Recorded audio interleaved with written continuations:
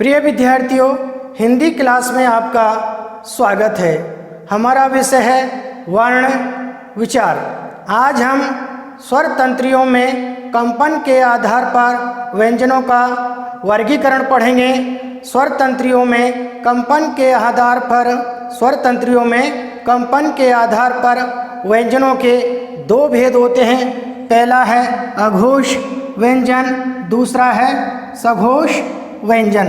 सबसे पहले हम ये जानेंगे कि अघोष व्यंजन कहते किसे हैं, अघोष व्यंजन होते क्या हैं। तो यहाँ पर अघोष व्यंजन की परिभाषा है, वे वर्ण जिनके उच्चारण से स्वर तंत्रियों में कंपन नहीं होता है उन्हें अघोष व्यंजन कहते हैं। दूसरा है सघोष व्यंजन।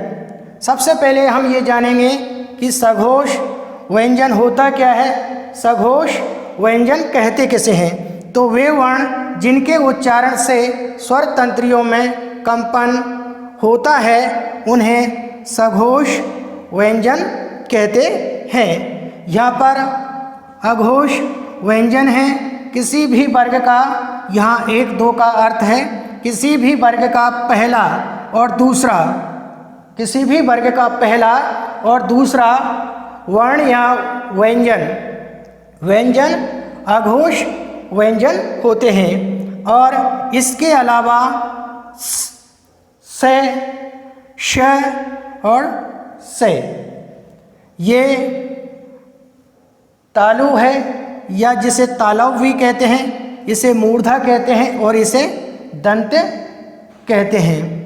तो से, श और से, ये तीनों से और किसी भी वर्ग का पहला और दूसरा वर्ण है, ये अघोष व्यंजन होते हैं। इनका उच्चारण करते समय स्वर तंत्रियों में कंपन नहीं होता है। यहाँ पर मैंने पहले भी बता चुका हूँ और अब दोबारा बता रहा हूँ कि ये क ख ग घ ये वर्ण हैं, ये 25 वर्ण हैं जिन्हें हम पढ़ चुके हैं। ये क वर्ग के, ये इनको प्रथम वर्ण कहते हैं, इनको द्वितीय या द्वितीय वर्ण कहते हैं और इनको तृतीय वर्ण कहते हैं, इनको चतुर्थ वर्ण कहते हैं और इनको पंचम वर्ण कहते हैं। तो ये पहला और दूसरा वर्ग, पहला और दूसरा वर्ग तो क्या होते हैं, अघोष व्यंजन होते हैं। और ये तीनों से ये अघोष व्यंजन होते हैं। इसी तरीके से सघोष व्यंजन में आते हैं किसी भी वर्ग का तीसरा, चौथा, पांचवा वर्ण और ये रे ल व है, इनमें से कोई सा वर्ण हो और सभी स्वर किसी भी वर्ग का तीसरा, चौथा, पांचवा वर्ण ये रे ल व है और सभी स्वर ये सघोष व्यंजन होते हैं। जैसे यहाँ पर तीसरा वर्ण है, ये तीसरा वर्ण है, ये चतुर्थ वर्ण है और ये पांचवा वर्ण या पंचम वर्ण है। तो तीसरा, चौथा वर्ण किसी भी वर्ग का तीसरा, चौथा वर्ण और ये रे ल व है और सभी स्वर ये सघोष व्यंजन या सघोष वर्ण होते हैं। इस तरीके से आज हमने स्वर तंत्रियों में कंपन के आधार पर व्यंजनों का वर्गीकरण पढ़ लिया है। एक बार मैं फिर से पढ़ देता हूँ। पहले पढ़ेंगे अघोष व्यंजन।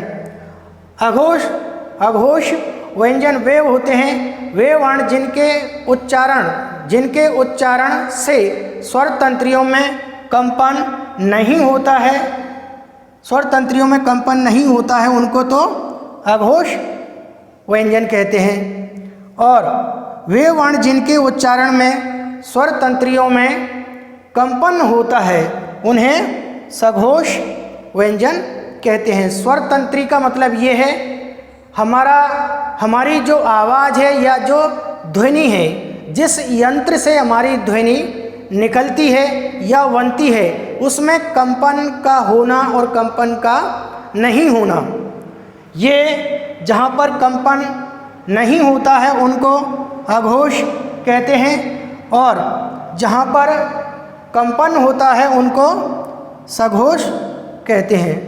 तो इस तरीके से आप इन्हें अपनी उत्तर पुस्तिका में लिपिबद्ध करें ताकि आपकी परीक्षाओं में इनसे संबंधित प्रश्न पूछे जाते हैं तो आप बड़ी सरलता और सुगमता के साथ उनका उत्तर दे सकते हैं। आज के लिए इतना ही, शेष कल पढ़ेंगे। Thank you.